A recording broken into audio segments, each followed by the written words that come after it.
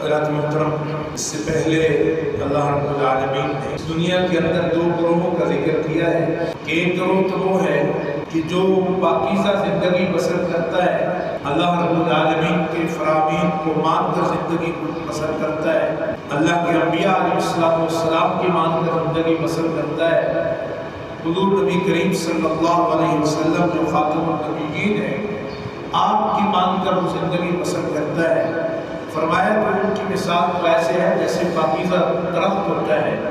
اور اس کی جڑیں زمین کی گہرائی تک موجود ہوتی ہیں اور اس کی شاخیں آسمان کی بلندیوں کو چھو رہی ہوتی ہیں۔ اس پاکیزہ درخت کی کیا ہی شان ہے، تؤتی اکلھا کل حین بإذن ربھا، اور وہ اللہ کے حکم کے ساتھ ہر وقت اپنا میوہ اور اپنے پھل لوگوں کو دے رہا ہے۔ اور پھر اللہ رب العالمین نے فرمایا کچھ دوسری قسم کے لوگ بھی ہیں، اور وہ ہے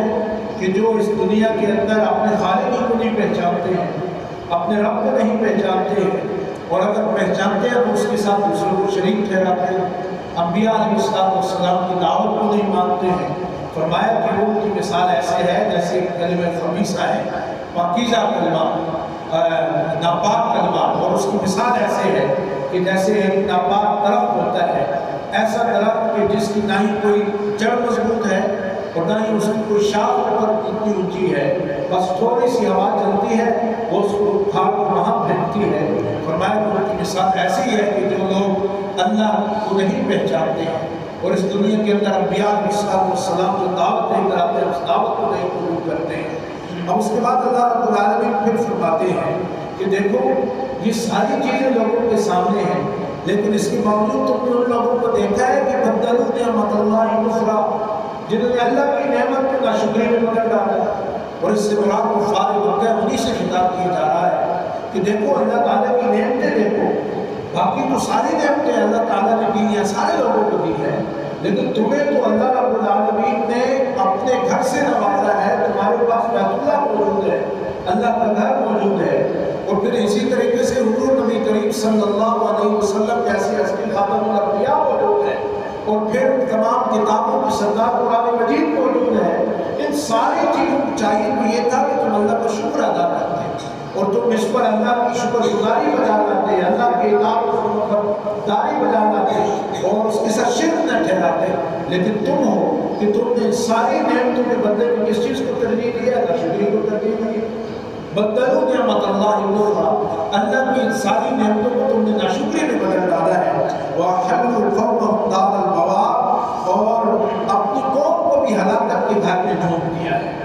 ظاہر ہے فرعون کے بارے میں قرآن نے کہا ہے کہ وہ فرعون کے جس نے اپنی قوم کی قیادت کی تو بالآخر اس قوم کی قیادت ایسی کی کہ وہ سیدھا ان کو جہنم میں لے گا، کل قیامت کے دن بھی اس قوم کو اسی کے پیچھے لگا دیا جائے گا اور وہ سیدھا ان کو جہنم کے اندر داخل کر دے گا، جاتا جائے گا، پیچھے قوم چلتی چلی جائے گی، وہ جہنم کے اندر غرق ہو جائے گی۔ فرمایا کہ ان لوگوں نے بھی ایسے کیا ہے، وَأَحَلُّوا قَوْمَهُمْ دَارَ الْبَوَارِ، یہ قوم کے بڑے ہیں، سردار ہیں، لوگ ان کی بات مانتے ہیں تو انہوں نے بھی ناشکری والی زندگی بسر کی ہے، لوگ ان کے پیچھے چلے ہیں تو قوم کی ظاہر تباہی کر گئی۔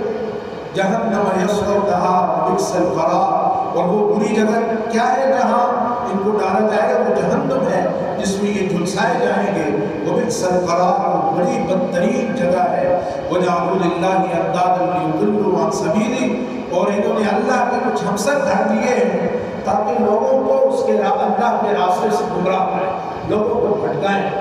یہ جو مشرک ہوتا ہے، جو اللہ کے ساتھ دوسروں کو شریک ٹھہراتا ہے اور لوگوں کو یہ امیدیں دلاتا ہے کہ دیکھو تم خدا کے پاس چلے جاؤ، اس کے سامنے نظر و نیاز کرو، اس کے سامنے اپنے پیشانی جھکاؤ، اس کے سامنے گر جاؤ، وہ تمہاری حاجت پوری کر دے گا۔ اس دور کے اندر بھی یہی لوگ کیا کرتے تھے، دین کے حوالے سے اس کے اندر رکاوٹیں کھڑی کیا کرتے تھے، لوگ شرک کے راستے پر چلایا کرتے تھے۔ آج کے دور کے اندر بھی لوگ ایسا کرتے ہیں۔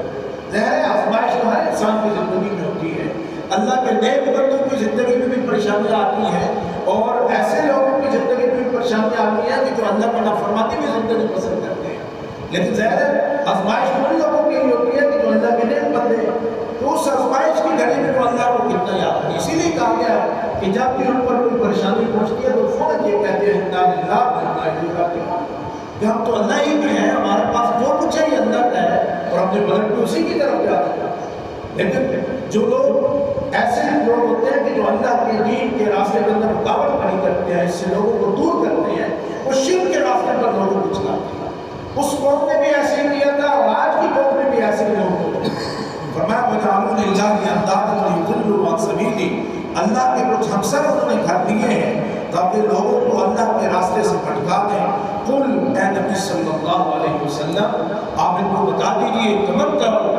یہ دنیا ہے، اس دنیا کے اندر کچھ نے زندگی بسر کرنی ہے تمہیں، خوب فائدہ اٹھا لو، تمتعوا، جو کچھ تم اس دنیا سے لے سکتے ہو لے لو، فإن مصيركم إلى النار، لیکن یہ یاد رکھو تمہارا رجوع کرنا اور تمہارا جائے قرار، تمہارا پلٹنا وہ دوزخ ہی کی طرف، وہ جہنم ہی کی طرف، بالآخر تمہارا انجام جہنم ہی ہے۔ دوزخ یہ اس لیے کہ تم وہ لوگ ہو کہ جن کو اللہ رب العالمین نے اپنی نعمتوں سے نوازا ہے